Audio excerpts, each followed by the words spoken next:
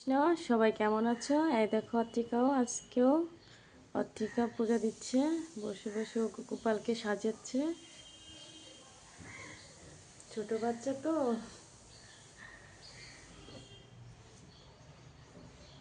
কি করছো তুমি? সাজাচ্ছি সিংহাসন। সিংহাসন সাজাচ্ছ? কাকে সাজাচ্ছ?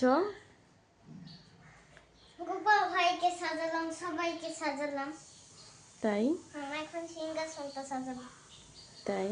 তারপর কি করবে? তারপর পূজা দিব।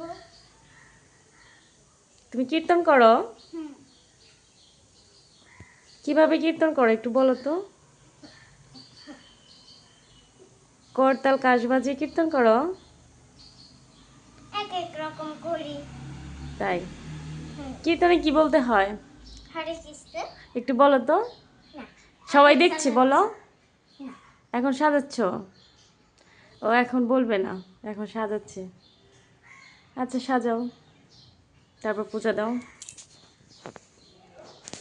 সবাইকে হরে কৃষ্ণ বলো। হরে কৃষ্ণ।